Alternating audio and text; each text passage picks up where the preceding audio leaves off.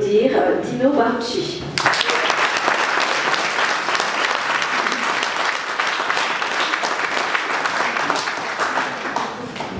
Bien, bonsoir à tous et merci d'être venus. Christine vous a dit tout à l'heure que vous étiez nombreux, j'en suis très heureux. Je me présente brièvement à vous. Manciollois depuis 2002, j'ai habité Briey durant 28 ans. Sans doute suis-je le candidat tête de liste qui a vécu le plus longtemps à Briey. J'ai travaillé à l'EREA de Briey, puis au collège Jules Ferry de Briey, également durant 22 ans. J'ai ensuite occupé le poste de directeur général à la mairie de Montois-la-Montagne, où j'ai acquis des compétences certaines et des connaissances qui me seront très utiles pour le mandat que je sollicite. En particulier sur l'organisation et le fonctionnement interne des différents services de la mairie. Élu conseiller municipal à la mairie de Manciolles en 2014, je siège depuis le 1er janvier 2017 en tant que conseiller municipal du Val-de-Briey. J'ai été scandalisé de la désinvolture avec laquelle nos maires se sont entendus pour créer la commune nouvelle, sans en informer les habitants, pourtant directement concernés. Ceux-ci ont été privés de leur droit de choisir. Je le redis, je n'ai jamais été contre la création de la commune nouvelle. J'ai toujours été contre la manière dont elle s'est faite. N'en déplaise à certains qui s'activent sur les réseaux sociaux et qui visiblement et manifestement ont du mal à l'admettre et à le comprendre. À la tête de notre liste, avec vous pour vous, je viens donc me présenter à vous et solliciter ce suffrage, dans l'espoir qu'il concrétise nos projets. Aujourd'hui, la commune nouvelle existe. Nous devons poursuivre et continuer toutes dans la même direction, celle d'une harmonisation et d'une amélioration de la vie quotidienne, de la prise de décision bénéfique au service de la population. Je rappelle que déjà, le 3 juin 2016, les communes de Briey, Mans et Manciolles ont été fortement impactées par des inondations. Nous sommes en 2020, les riverains, habitants et professionnels sont toujours victimes de ces inondations. Prenons le cas de l'entreprise V2 Méca de Manciolles, qui avait été victime en 2016 et 2020, entraînant une interruption de son activité et menaçant son foyer. Aujourd'hui, cette personne ne sait pas si elle pourra s'en remettre et pouvoir reprendre son activité. Réponse obtenue lorsque des questions sont posées. Il faut voir avec la communauté de communes qui en a la compétence. Nous nous engageons et disons que ce risque d'inondation sera notre priorité, que la sécurité des habitants et de leurs biens passe avant toute considération. Nous pèserons de tout notre poids dans la nouvelle intercommunalité pour obtenir des réponses claires, précises, rapides, sur les travaux à mettre en œuvre et sur leur financement pour la sécurité des habitants de la commune, et que ces réponses seront connues de la population. La création du Val-de-Briey éclaire cette prochaine élection sous un jour nouveau, en unifiant sous une même trajectoire 3 communes d'essence différentes qui avaient les unes par rapport aux autres des chemins politiques différents. Jusqu'à présent, les scrutins municipaux antérieurs procédaient d'une logique bien définie. Briey, ville administrative, avec son statut de sous-préfecture. Manciolles, avec un passé minier et ouvrier très fort. Et Mans, village rural. Ces deux derniers évoluant ensuite aux créations de lotissements. Nous devons œuvrer à présent pour faire de ces 3 entités dissemblables une véritable commune nouvelle. Nous nous y emploierons. Avec vous pour vous est une liste particulière, car elle réunit sous un même ensemble les 4 grands partis de gauche, Europe Écologie Les Verts, France Insoumise, Parti communiste et Parti socialiste, desquels j'ai obtenu le soutien et de nombreux colistiers sans étiquette. L'appel lancé dans le premier tract a été entendu. De nouveaux colistiers sensibles au message que nous portons et partageant nos valeurs nous en rejoignent. Notre liste est une liste solide, composée de personnes compétentes et expérimentées.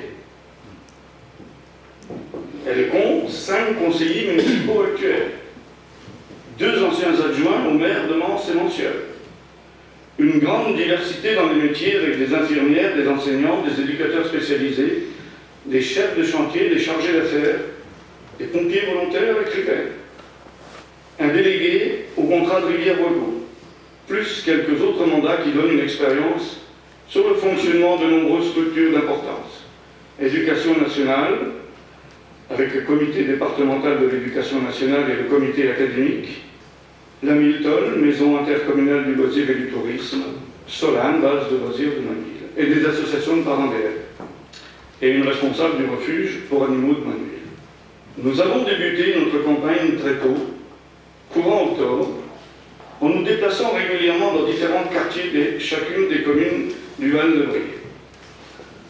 Cela nous a permis de voir tous les lieux de vie des habitants, les différents quartiers, de cibler les problématiques, de constater les dégradations, les bordures de trottoirs qui mériteraient d'être refaites, les petits plots d'éclairage cassés, le manque de marquage au sol sur les routes, rendant le maintien sur sa voie de circulation aléatoire.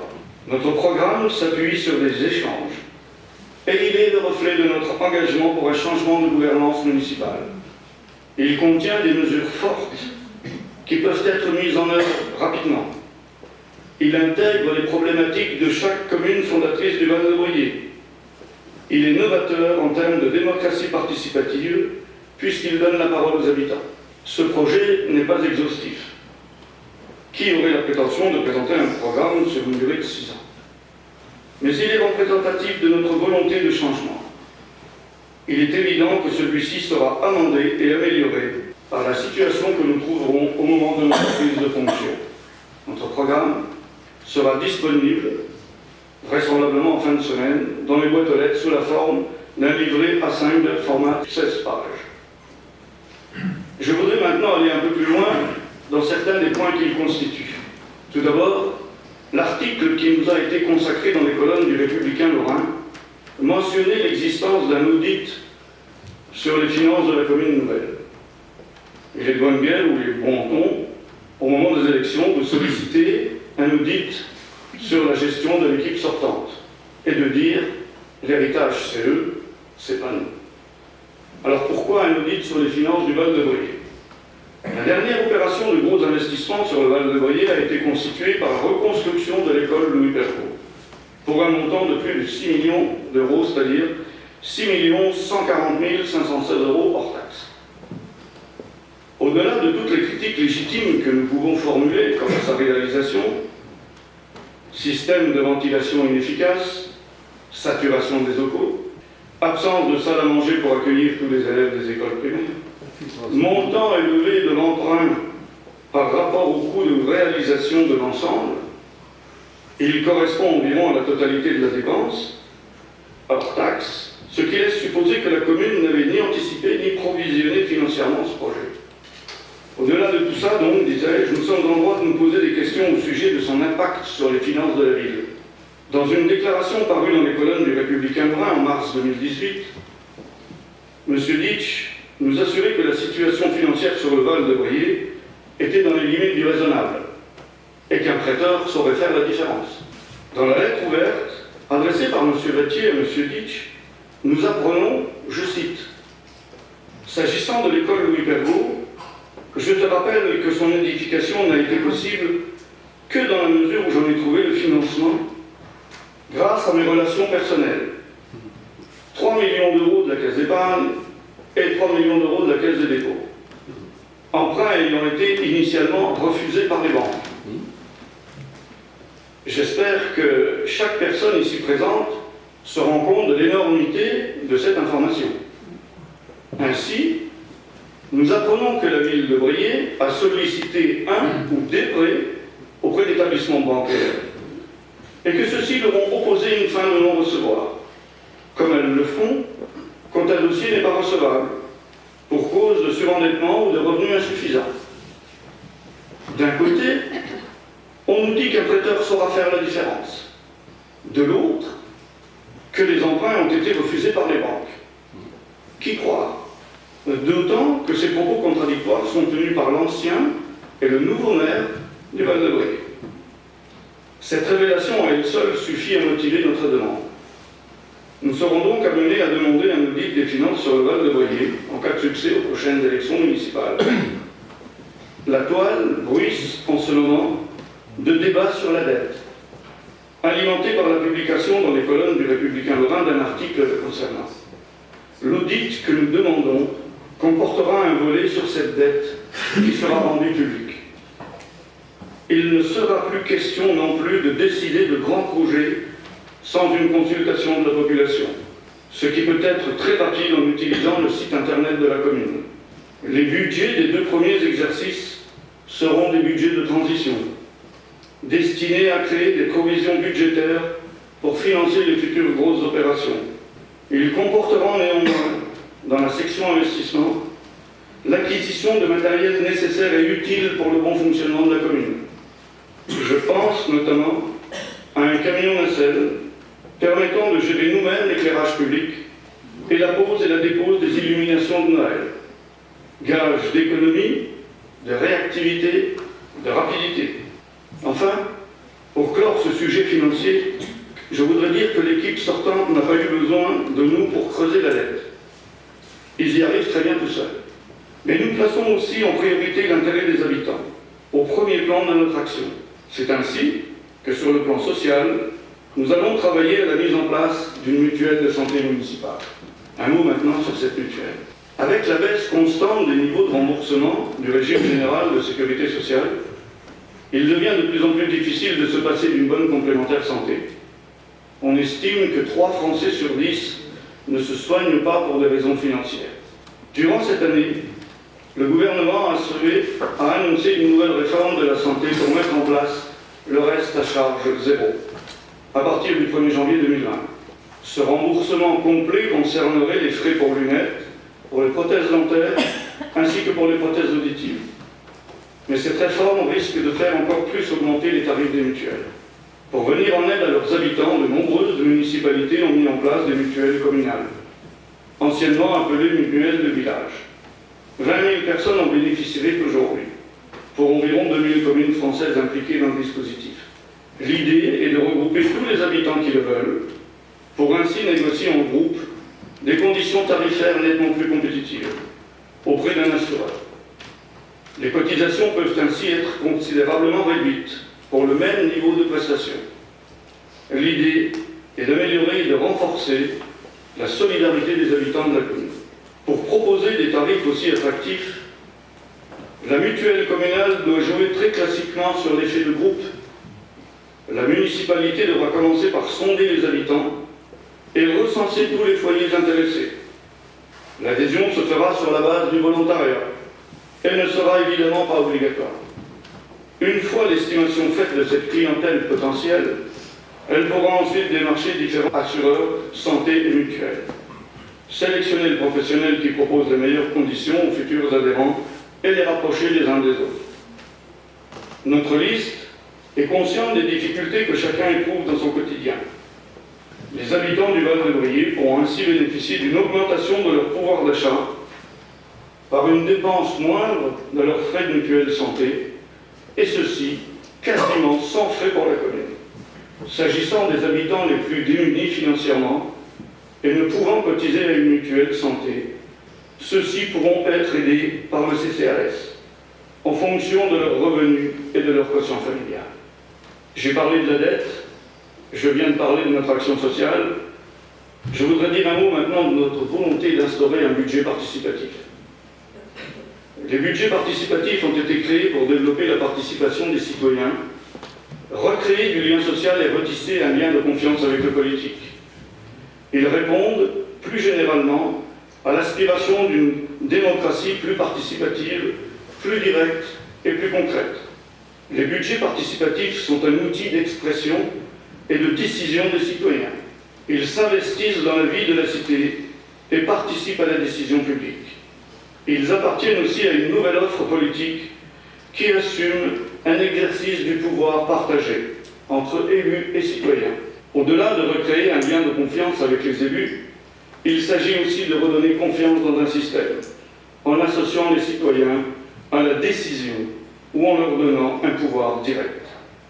L'argent, ainsi alloué par la mairie, donne avec le budget participatif, du pouvoir aux citoyens non élus, le pouvoir de proposer, de voter et donc de décider des projets pour leur ville. Après ce volet social et financier, un engagement. Celui de ne plus vendre à perte des biens appartenant à la commune. Il arrive, dans la vie d'une commune, que celle-ci soit amenée à vendre des biens, terrains ou immeubles, c'est-à-dire, en utilisant une terminologie comptable, céder des actifs qui ont fait l'objet d'une évaluation financière préalable de la part du service des domaines, qui est un service de l'État, DGFiP, la Direction Générale des Finances Publiques. Entre le 20 mars 2018 et le 4 juin 2019, la commune de Val-de-Brouillet a procédé à des cessions d'actifs, vente de terrain ou d'immeubles. Ces biens, dont la valeur était estimée en globalité à 491 597 € et 20 centimes, ont été vendus 330 000 €, ce qui représente une moins-value, un manque à gagner, une perte, appelez ça comme vous voudrez, de 161 597 € et 20 centimes.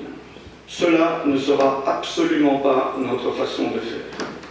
Si vente il doit y avoir, elles se feront sur la base de l'estimation stricte des domaines. Un petit mot maintenant sur l'évolution que nous subissons de notre environnement des services, qui devrait nous être pourtant facilement disponible et accessible. Je veux parler de la possibilité de pouvoir effectuer des retraits d'argent liquide. Depuis quelques années, et au nom de la rentabilité et de la rationalisation des choix, la proximité des services publics devient de plus en plus un mirage. Aujourd'hui, la difficulté se vient dans le cadre d'un simple retrait d'argent à un guichet automatique de billets. La commune déléguée de Montciel est dépourvue d'un tel système. Et ses habitants sont contraints d'effectuer plusieurs kilomètres en véhicule pour retirer de l'argent. Le distributeur automatique de billets le plus proche se situe dans la commune déléguée de Brouillet. Les transports en commun font défaut, ce qui est très pénalisant pour se déplacer. Dans le cadre de notre projet, nous nous engageons à mettre tout en œuvre pour que cette ville soit équipée d'un tel dispositif. Nous avons aussi en projet un volet important relatif à l'amélioration des relations entre la ville et les administrés. Utiliser le site internet de la commune quand il sera enfin créé, parce que ça c'est une des premières choses que j'ai demandé, je crois que c'est au conseil municipal de mars 2017, la création d'un site internet. On m'a répondu oui, on y travaille, on y pense. On est en 2020, c'est toujours pas là. La possibilité pour les habitants de répondre sur les thèmes suivants: le budget participatif, l'adhésion à la mutuelle de santé communale, la consultation des habitants sur les grands projets. Je l'ai dit, utiliser le site internet de la commune comme un véritable outil interactif au service de la population, mais surtout avec possibilité d'interpeller directement les élus. L'élargissement des horaires d'ouverture des mairies des communes déléguées de Mans et Montciel, l'ouverture d'une permanence en mairie pour venir en aide aux usagers qui éprouvent des difficultés lors de l'établissement d'un dossier administratif, l'installation de panneaux numériques, enfin, rendre au magazine Val-de-Brouillet son véritable rôle d'information. Joseph vous a parlé tout à l'heure de la gratuité des fournitures scolaires, je voudrais vous en toucher un mot. Toujours dans le cadre du périscolaire et dans le domaine de la scolarisation, notre réflexion s'est portée également sur l'effort que nous pourrions faire en direction des élèves pour la prochaine rentrée scolaire. Nous avons estimé à environ 500 élèves la population d'élèves fréquentant les écoles primaires à la prochaine rentrée. À raison de 20 € par élève, chiffre moyen qui devrait baisser compte tenu des commandes groupées, un budget de 10 000 € sera consacré à l'achat de ces fournitures scolaires. Alors, j'entends déjà les cris d'orfraie poussés par les listes concurrentes. Décidément, ils ne sont bons qu'à dépenser de l'argent.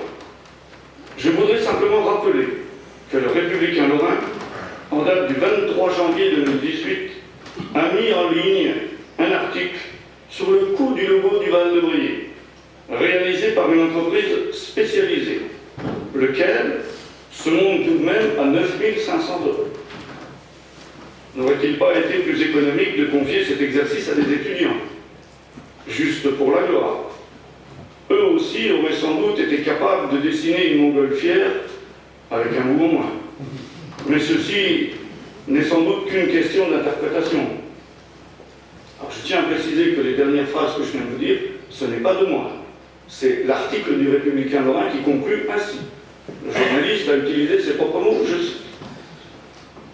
Je voudrais maintenant toucher un mot, Fabienne vous a parlé d'écologie, du développement raisonné des lotissements et des constructions en usage d'habitation. Je voudrais apporter ma pierre à l'édifice en vous parlant de notre souhait de procéder à un développement raisonné des lotissements, c'est-à-dire éviter la course des lotissements qui fleurissent partout et qui se créent dans le but de faire gagner de l'argent à la commune. Comme nous le disons dans notre programme, l'écologie commence d'abord et avant tout par la préservation des espaces. En Meurthe-et-Moselle, nous perdons 400 hectares de terres agricoles par an, soit l'équivalent de 550 terrains de foot en Meurthe-et-Moselle. Les terrains utilisés servent surtout pour l'habitat, mais également pour tout ce qui est infrastructure, routes, zones artisanales, commerciales.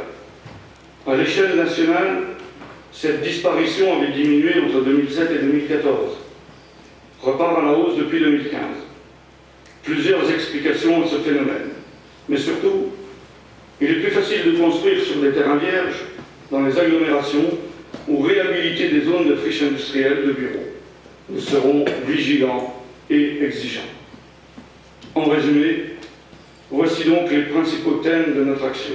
L'audit des finances, la mutuelle de santé, le budget participatif, l'arrêt des ventes à perte, l'installation d'un distributeur automatique de billets, une nouvelle approche des relations avec les administrés, la gratuité des fournitures scolaires, le développement raisonné des constructions, la création d'un vrai service jeunesse et valoriser les subventions aux clubs sportifs. Mais nous nous engageons également à la participation de la ville au financement des sorties scolaires, à la gratuité du bus pour la ligne mensuelle Shopping du Val pour les personnes âgées, favoriser la création de commandes groupées pour les particuliers, en particulier je pense justement au pelé ou au fioul, reconduire l'organisation de la fête médiévale, créer un comité des fêtes, coordonner les illuminations de Noël sur les 3 communes, centre-aéré pour les ados d'une durée de plus de 2 semaines, favoriser les circuits courts et l'achat local, aide au financement du brevet d'aptitude aux fonctions d'animateur pour nos jeunes. En ce qui concerne l'OLC, rendre sa place à la commune, celle qui lui revient de droit, celle de 2e en nombre, responsabilisation des adjoints pour le portage des dossiers, organiser des permanences régulières de maires délégués et d'adjoints. Jean-Philippe vous a parlé du sport et des installations sportives, Joseph de l'école, Fabienne de l'écologie et Jean-Michel de la création d'un vrai service jeunesse.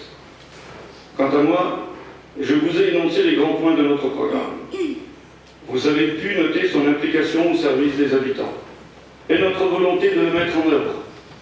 Vous avez pu noter également le changement d'orientation radicale que nous proposons. C'est désormais à vous qu'il appartient de voir ce programme se réaliser. Le 15 mars, votez et faites voter pour la liste avec vous pour vous.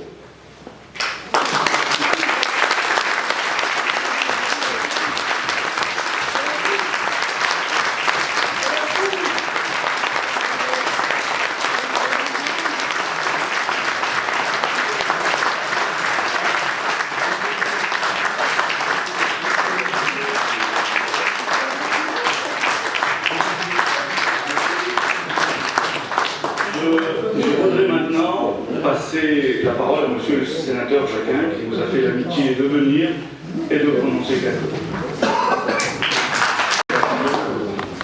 Mesdames, Messieurs, bonsoir. Il vient de me préciser que dès que j'ai fini de parler, vous pourrez boire un verre.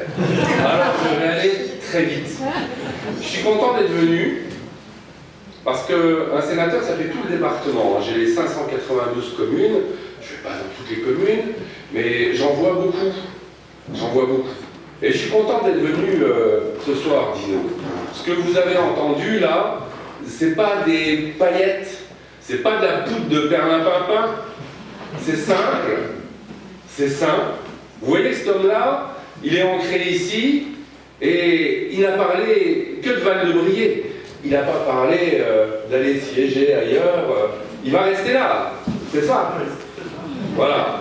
Eh ben, on voit que l'équipe qui s'est réunie, elle a envie. Et c'est ça qui compte. Quand on est habitant d'une commune, est-ce qu'on va retrouver le maire le lendemain si on a des difficultés? Est-ce qu'il sera présent? Est-ce qu'il sera accessible?